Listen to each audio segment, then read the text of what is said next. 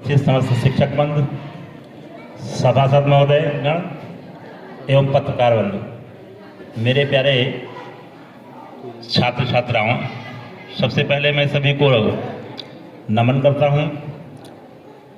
और जो आज का ये कार्यक्रम है आपके यहाँ कैरियर मेला, तो सब जानते हैं कि प्रत्येक व्यक्ति जब जन्म लेता है तो उसके कुछ ही साल बाद वो किस माहौल में है, किस पर्यावरण में है, जिस माहौल और जिस पर्यावरण में रहेगा, लगभग उसका पूरा जीवन उसी में ढलता चला जाता है। अब चूंकि जहां हम रहते हैं वहां हर प्रकार के लोग भी रहते हैं, तो ये ध्यान देना है कि प्रत्येक व्यक्ति का कैरियर अच्छा बनाना चाहते हैं। कैरियर का मतलब ये है कि कैरियर अपने आप में एक शब्द है, वो कैरियर आपका अच्छा भी हो सकता है और बुरा भी हो सकता है। तो हम बुरे करियर की तरफ बिल्कुल ना बढ़ें, हमेशा अच्छा करियर जो हो उसकी तरफ बढ़ें। अब चक्कर क्या रहता है कि प्रत्येक व्यक्ति मुख्य रूप से 3-4 चीजें हैं जो चुनता है। सबसे पहली बात तो है कि शिक्षा ग्रहण करता है, और शिक्षा ग्रहण करने के बाद फिर कुछ दिन जैसे व्यतीत होते हैं वो अपना एक क्षेत्र चुनता है कि हमें क्या करना है। वह व्यक्ति सबसे पहले तो छात्र के मन में था कि मैं नौकरी ही करूंगा, एक करियर चुनता है कि मैं नौकरी करूंगा। अगर उसमें मन नहीं लगता है तो फिर दूसरा करियर क्या बचता है, मैं कोई बिजनेस करूंगा। तो नौकरी हो गई और बिजनेस हो गया। इसके अलावा फिर कोई कहता कि मैं राजनीति में जाऊंगा, तो राजनीति भी हो गई। इन 3 के अलावा फिर कहते हैं मैं अब क्या करूंगा, कुछ लोग कहते हैं मैं बागवानी करूंगा, कुछ कृषि करूंगा।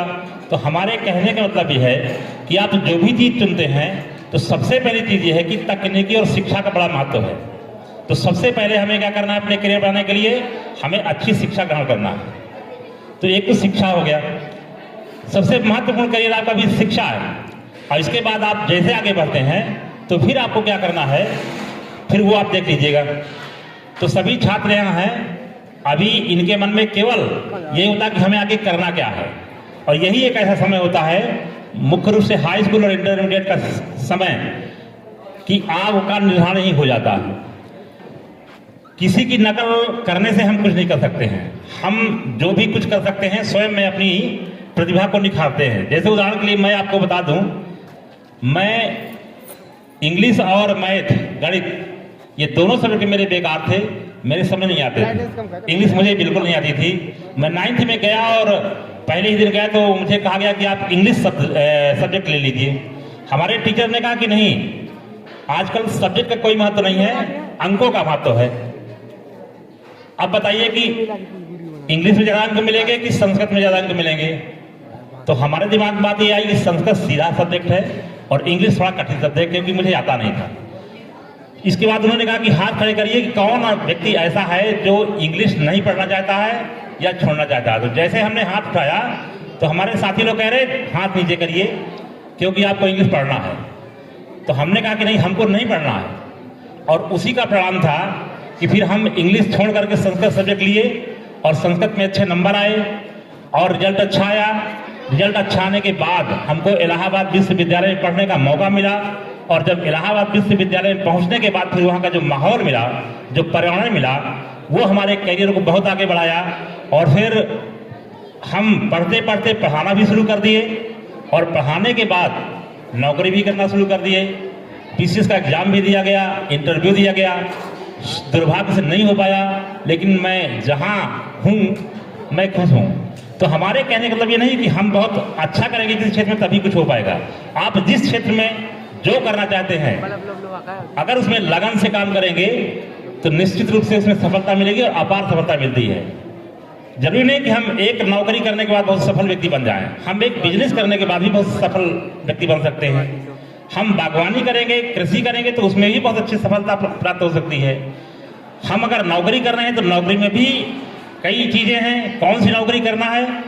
तो जरूरी नहीं कि हम आईएएस बन जाएंगे तभी हम खुशी रहेंगे। एक छोटी सी नौकरी ही बहुत अच्छा काम करती है और एक बड़ी नौकरी ही बेकार करती है। तो कुल मिलाकर के आपको जीवन जीने का बेहतर ढंग चाहिए, और अगर आप अपने जीवन में बेहतर शैली से जीवन जिएंगे वही आपका करियर अच्छा माना जाएगा।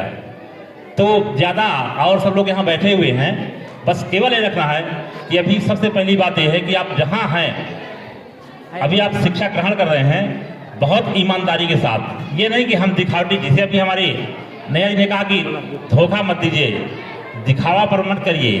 तो कुल मिलाकर के अगर हम दिखावापन करते हैं तो स्वयं अपने आप को धोखा देते हैं। इसलिए दिखावापन छोड़ करके अपना लक्ष्य, टारगेट देखिए कि कहाँ हम पहुँच सकते हैं।